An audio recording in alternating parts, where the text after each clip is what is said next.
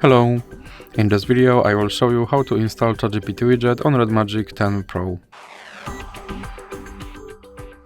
So you have to start by opening your Google Play Store, then click on search bar and type in Wally AI and click search, and now click install.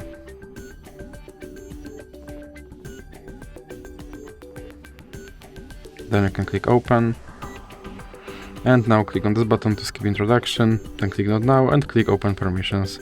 Now you have to click here to allow this app to display over other apps, and you can go back and now click start. And as you can see right here there's my ChatGPT widget, and I can open him and I can tell him to do something.